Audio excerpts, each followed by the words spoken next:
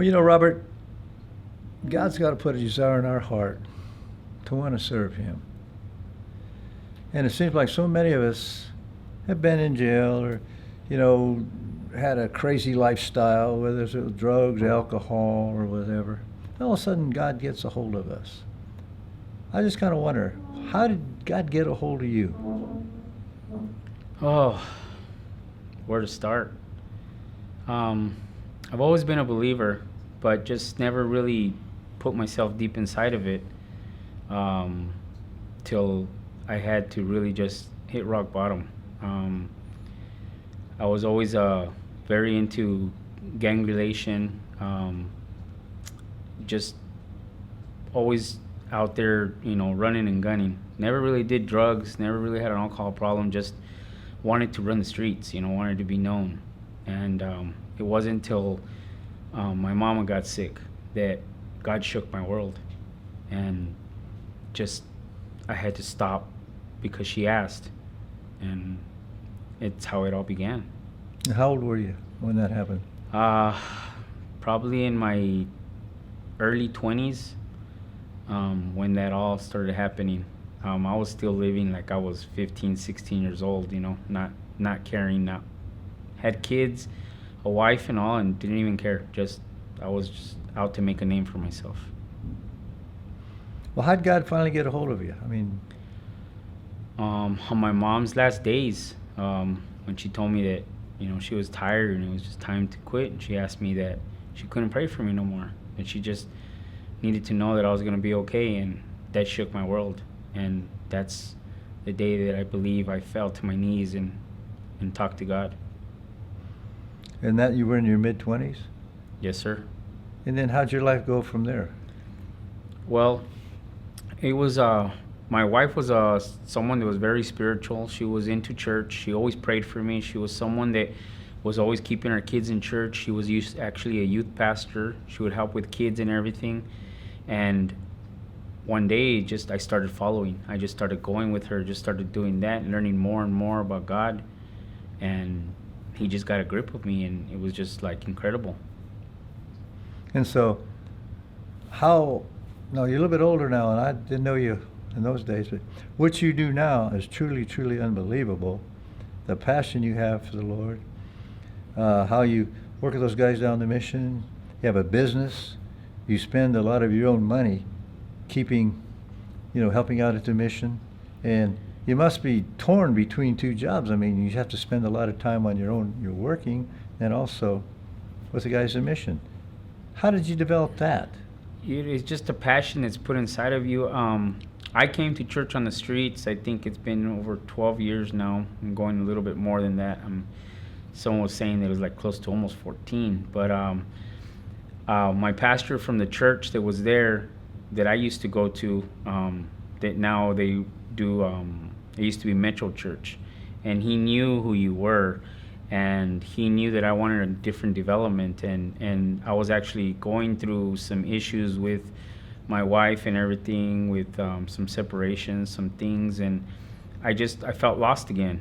And it put it in my heart when I learned about the mission. So I went there to stay, just to feel how it was. And I just started staying there little by little and started getting along with the staff, started learning more. Then I started coming to church on the street. That's when I met you. And when I met you and I started hearing more about the sermons and how you go out there, and I started going out there to those, to Chicken Park and to going out to cast and all that stuff, that just burned inside of me. And I would always see all these men that needed help. And I just started trying to help. I little by little, not just donating money, but donating my time and trying to do that. That God lit something inside of me that just, it's till this day, it's burning inside it. And these men come in broken and everything, and I understand sometimes what they come through, and I don't always understand their drug habits and all that stuff because I've never been there. But the more I learn, the more interesting it gets to me, and I want to learn how to be able to stop the effect at a younger age, So I deal with a lot of teens that come in too, and it's a little heartbreaking. So, how long you been running the mission? I've been around for, like I said, maybe 12 to, they were saying 14 years. I thought it was 12, but Joe was saying that it's pretty up there already. So, It's been quite a while. But you came, and the next thing you know, though, you've taken charge. Yeah. How long has that been? I didn't expect it. Like I said, I was there for a couple of weeks, and then after the first month, they were like, "Hey, you want to be staff?" And I was like, "Sure." Then they're like, "Hey, you want to be a desk supervisor?" I was like, "Okay." Then I started turning things around. Then our director that we did have was sick, and he got cancer, and I started talking to him. Before you know it, I got permission from you guys for him to be able to stay there. He lasted a few more years. As I took care of him, I became his caretaker and everything as well, as he died there. And that just lit me up even more to try to help and be more. So I would work a full day of jobs, but then I would come back and do that. Then I took part away from work for a while to do this. And now it's like I just trying to run everything all at one time, but only by God's grace and this place here that you've developed and everything that you do to help us, these teachers, is just, it's amazing. It's powerful. Well, it's amazing how you have enough stamina. There's a lot of adversity. You have a lot of things coming against you. But you've been able to, this is amazing. You've been able to just hang in there year after year. It seems like, things just aren't going the way they could go. Through it all, and maybe people kind of put you aside at different times, but you've always been there, and your life shows it. And you really care about these dear men. And that's what is exciting, and that's what keeps us. Isn't that what keeps us? Yes. It's not easy.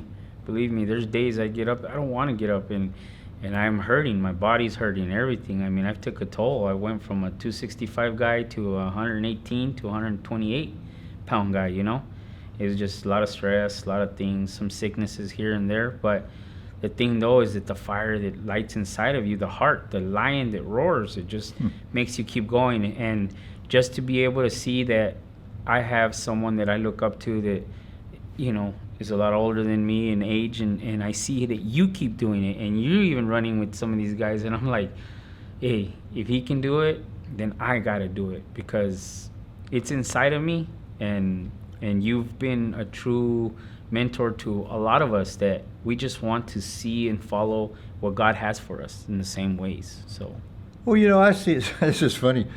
I see the same thing in you. You're just a plotter. You just keep going. You're not real bombastic, and you just keep going. About as solid as a rock. And isn't that what it's truly all about? And because you do that, you're an example. People can depend on you. They can trust you. They know you care, and I think that's helps a lot of people. It's hard because you can't be fake out there. They see it right through you, and it's like I tell them, they always come to me, Pastor, this, Pastor. I'm like, well, you are, because you take care of us. You oversee us. You do this and that, and I'm like, God, I don't get it. How I went from not understanding, not believing to, like, man, our pastor's doing this, our pastor's doing that, to all of a sudden becoming and being called a pastor. Like, I don't get it. Like, why me? And then every day it seems like, I can't fake the funk. I have to be real. And sometimes these guys, they come to you and they go head to head with you, but what can I do? It's like I can't back down. I got to continue to go forward, because I tell them I'm only promised today. Tomorrow may not come, so I got to do what I can today and teach my kids, because I push my kids in the same way and tell them, hey, if God's doing it for me, then why can't he do it for you? You guys got to continue to believe. And they always help me with outreaches. Thanksgiving comes out, they come help feed, they come, all these things. When we have events, it's always about trying to help, and I try to include my family in that. Well, that is tremendous. The thing that I guess I got the same way of doing things. When you see people hurting, you might even be struggling and hurting yourself. But when you see somebody else hurting, it seems like you get away from yourself. You realize, hey, they've got more problems than I have, and we got a bigger God than all this. Oh, yes. So it's a matter of just submitting to the Lord and caring about those people. Amen. And that's what helps us, number one. Number Yes. two, that's what helps them. Yes, sir. I believe And that very, very must be a truly. tremendous example to your kids and your family. I'm trying. I mean, all we can do is just pray that the seed is planted and that it grows inside of them as well. I mean, they're very fruitful. They very show what is of that. So I'm grateful. I'm very grateful. Well, What do you see in the future? I mean, we're struggling right now. We'll be moving out of here shortly. And it's just, we've got to change some things. Now, I don't know about you, but there's an excitement in me knowing that God is still in control. Yes. We can't look at the things that people look at through their normal eyes. You just say, okay, guys, you've got us this far. You're going to get us from here. What do you think about all that? The fire's there. And I just think that it's time that God shook the tree, time for us to move forward. I believe that He has big plans for us, and it's not going to stop. It's like Jesus fell a few times and picked himself back up because He had to make it, and so do we. It's exciting.